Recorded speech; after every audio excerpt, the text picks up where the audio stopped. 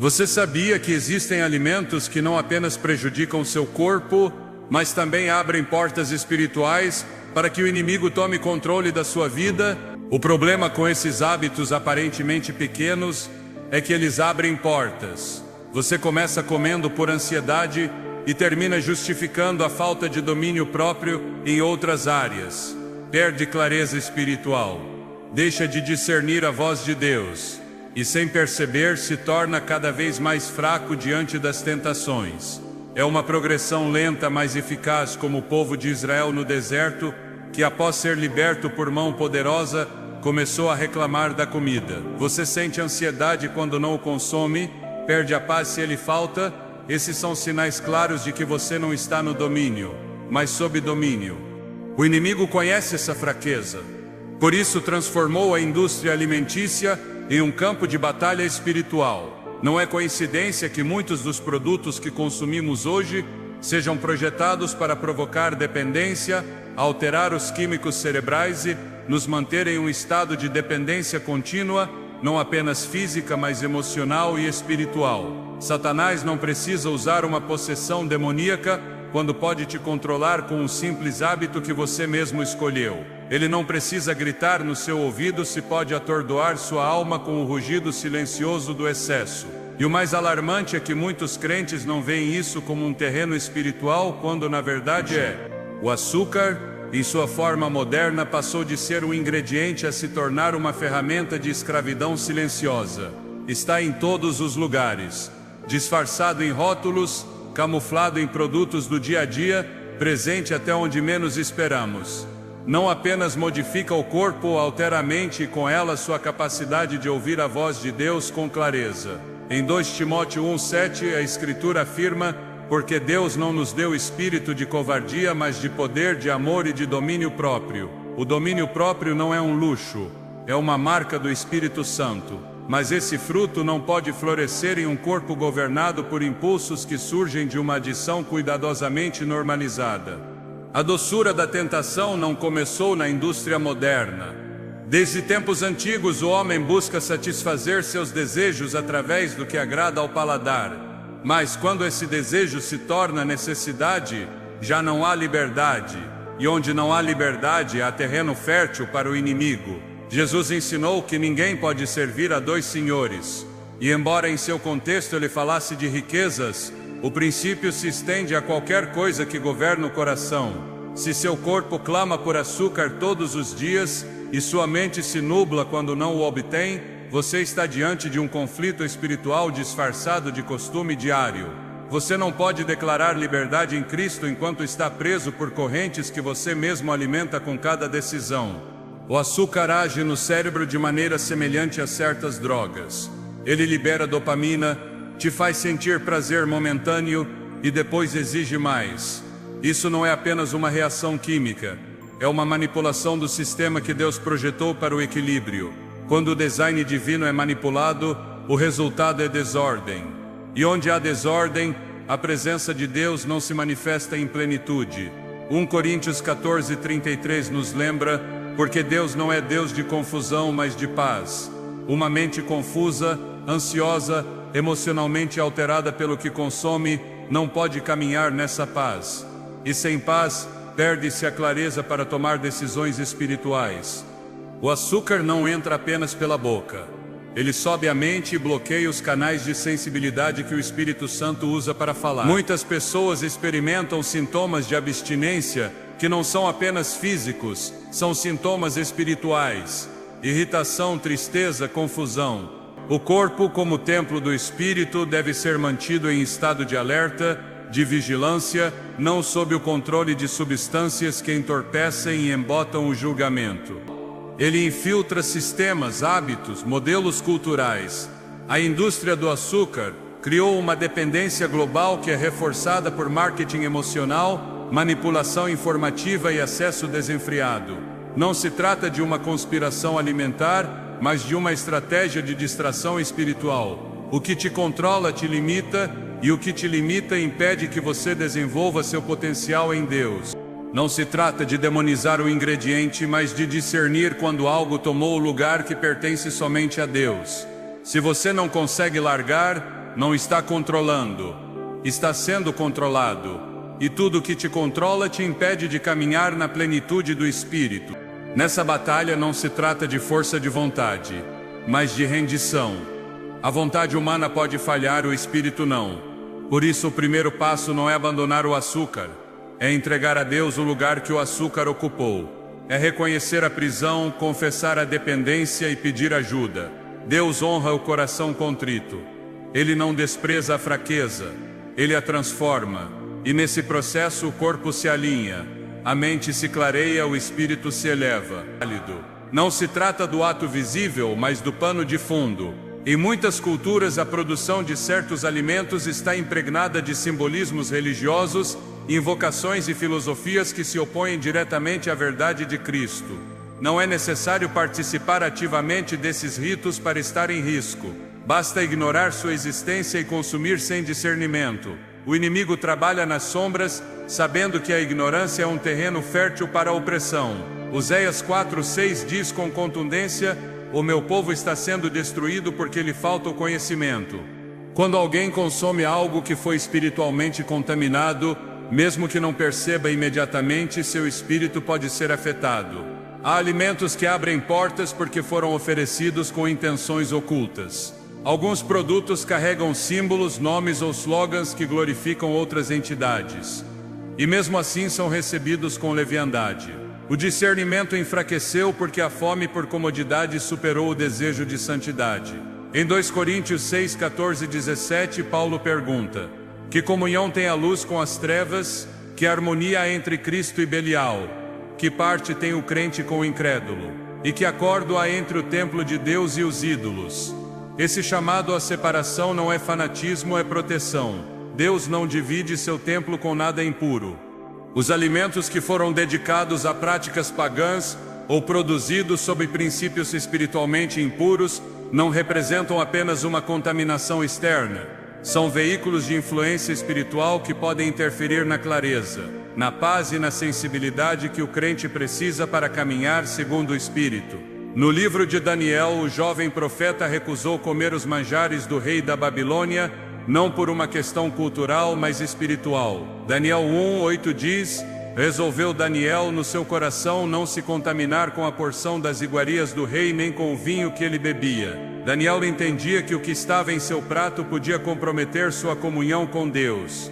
Sua decisão não foi legalismo, foi revelação. Foi uma expressão de fidelidade em um ambiente carregado de idolatria. Porque Deus honra aqueles que o honram. E quando o crente decide render até mesmo o que come, está dizendo com sua vida: tu governa tudo, Senhor. Nada está fora do teu senhorio. Essa rendição é a base da autoridade espiritual. Não se pode repreender o inimigo enquanto se participa de suas mesas. Não se pode caminhar em santidade enquanto se permite a contaminação disfarçada. Mas quando se escolhe a pureza, acessam-se níveis mais profundos de comunhão com Deus. O que está em jogo não é uma dieta, é a santidade, é a obediência. Há um pecado que raramente é pregado, que quase nunca é mencionado em conversas espirituais, mas que se infiltrou sorrateiramente na vida de muitos crentes. É discreto, mas constante.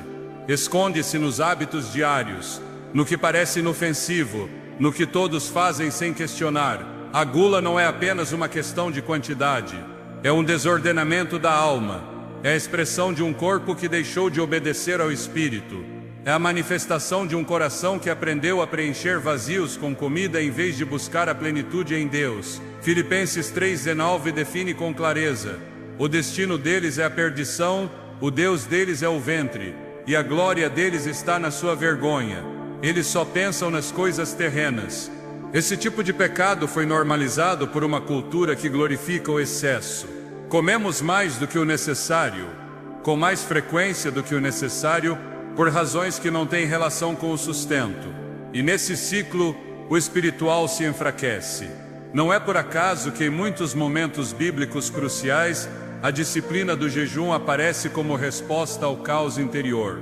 Porque onde o corpo governa, o espírito adormece. Onde a carne dirige, a comunhão se rompe. E quando o apetite se torna o mestre, a vontade já não responde ao Espírito Santo, mas ao desejo imediato. A gula é mais que um costume, é um sinal de que o domínio próprio foi cedido.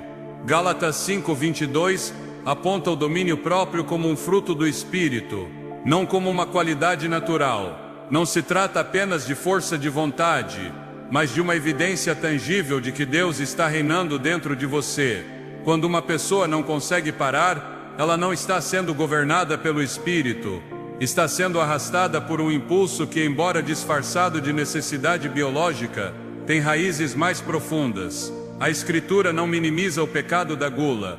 De fato, o coloca no mesmo nível de outros comportamentos que prejudicam a alma e apagam a voz de Deus na consciência do crente. No Antigo Testamento, o povo de Israel caiu várias vezes por seguir seus desejos mais básicos. Números 11 relata como eles desejaram comida a ponto de provocar a ira de Deus. Não era fome verdadeira, era insatisfação espiritual expressa através do apetite. Aquela queixa constante, aquele desejo de voltar ao Egito apenas por seus alimentos revelava a falta de transformação em seu interior. Apesar de terem saído fisicamente da escravidão, seu coração continuava escravizado aos prazeres do passado. O mesmo acontece hoje. Muitos foram libertos, mas sua relação com a comida reflete uma escravidão interior que ainda não foi quebrada. A gula não se limita a um excesso ocasional. É uma atitude persistente da alma que busca consolo, escape ou recompensa através da comida. Quando o alimento deixa de ser sustento e se torna refúgio, ele já usurpou um lugar que pertence somente a Deus. Salmo 46:1 diz: Deus é o nosso refúgio e fortaleza, socorro bem presente nas tribulações. Essa declaração não é poética, é uma direção clara. Quando em meio à ansiedade, à tristeza ou à celebração, se recorre primeiro ao prato e não à presença, houve um deslocamento espiritual. Não se trata de condenar o ato de comer. Deus instituiu o alimento como parte de sua provisão. Em Gênesis, Ele dá ao homem os frutos da terra. No deserto, proveu o maná. No ministério de Jesus, o pão é multiplicado e compartilhado. Mas em todos esses exemplos, o alimento nunca ocupou o centro. Era o meio, não o fim. Era a expressão de cuidado, não o objeto de adoração. Na gula, o criado se torna ídolo, e esse ídolo exige cada vez mais. Consome sem saciar, promete alívio, mas entrega peso. A relação desordenada com a comida afeta mais que o corpo. Ela entorpece a oração, enfraquece a disciplina, inibe o desejo de buscar a Deus. A pesadez do corpo se traduz em sonolência espiritual. Jesus mesmo advertiu sobre isso. Em Lucas 21:34, ele disse: Acautelai-vos por vós mesmos, para que nunca vos suceda que o vosso coração fique sobrecarregado com a gula, a embriaguez e as preocupações desta vida, e aquele dia vos sobrevenha de repente. A advertência não era apenas física, era profética. Há um peso que impede estar preparado, há uma saturação que apaga a expectativa. O excesso pode parecer insignificante, mas no espiritual é um obstáculo que impede discernir os tempos de Deus. O inimigo nem sempre precisa usar grandes pecados visíveis para fazer os crentes caírem. Basta mantê-los adormecidos, pesados, confortáveis em sua carne. A gula não apenas afeta a saúde, enfraquece a autoridade. Um crente que não consegue dizer não ao prato dificilmente resistirá a tentações mais sutis. A força espiritual é edificada também na obediência diária, na capacidade de se negar a si mesmo. O apetite descontrolado é uma forma de desordem interna, e Deus é Deus de ordem. 1 Coríntios 14:40 ensina: tudo, porém, seja feito com decência e ordem. Essa ordem não se refere apenas ao culto, mas à vida mesma. Onde há desordem, o inimigo tem acesso. A gula, ao romper essa ordem, abre portas que afetam a saúde, a mente e a sensibilidade espiritual. Torna-se um ciclo. O excesso produz culpa. A culpa enfraquece a oração, a fraqueza espiritual leva a mais excesso. É um círculo vicioso que só pode ser quebrado com uma decisão consciente de render essa área a Deus. A transformação não ocorre por determinação humana. Não basta fazer dietas ou mudar rotinas. A raiz da gula está no coração, e somente o Espírito Santo pode operar nesse nível. Em Ezequiel 36:26, Deus promete: dar-vos-ei coração novo e porei dentro de vós espírito novo. Tirarei de vós o coração de pedra e vos darei coração de carne. Esse novo coração tem novos desejos, novas prioridades, nova sensibilidade. Somente quando se recebe essa transformação interna, o apetite se submete ao governo do Espírito e deixa de ser um mestre cruel. Deus chama seus filhos a viverem com consciência, com domínio, com clareza, não para impor uma vida rígida, mas para proteger a comunhão. O pecado da gula se escondeu sob o disfarce da normalidade, mas a normalidade do mundo não é o padrão do reino. Romanos 12:2 declara: não vos conformeis com este século, mas transformai-vos pela renovação da vossa mente, para que experimenteis qual seja a boa, agradável e perfeita vontade de Deus. Essa renovação inclui como você vê o corpo, como vive o alimento, como administra o desejo. O chamado é para voltar ao design original, um corpo governado pelo Espírito, não pela carne. Um estilo de vida onde o alimento é uma bênção, não uma corrente. Uma consciência onde cada decisão se alinha com a vontade de Deus, não para ganhar méritos, mas para viver livre. João 8:36 diz: se pois o Filho vos libertar, verdadeiramente sereis livres. Essa liberdade inclui a área dos hábitos, inclui o ato cotidiano de comer, porque ali também se reflete quem governa. O corpo é templo e, como templo, deve ser cuidado, purificado, consagrado. Em 2 Crônicas 29, Ezequias restaura o templo físico de Israel, removendo tudo que o contaminava, limpando suas câmaras, restaurando seu propósito. Hoje, o Espírito Santo deseja fazer o mesmo em cada vida. Restaurar o corpo como morada digna, como instrumento útil, como reflexo da glória de Deus. Essa restauração começa com a rendição, com a disposição de dizer: Senhor, até no que como, quero te honrar. Quando o alimento ocupa seu lugar correto, abre-se espaço para a comunhão. Quando o apetite é governado, a alma ouve com mais clareza. Quando a gula é derrubada, o poder espiritual se levanta. A vitória não está em comer menos, mas em viver sob a guia do Espírito. Não se trata de contar calorias, mas de render o coração. Porque onde há rendição, há transformação. E onde há transformação, há glória. O inimigo treme diante de um crente que domina seu corpo. Porque esse crente não se move por impulsos, mas por direção. Não responde ao desejo, mas à palavra. E essa vida tem autoridade. Tem poder, tem impacto. Essa vida não é dominada pelo prato, mas pelo Espírito. Não vive apenas de pão, mas de cada palavra que procede da boca de Deus.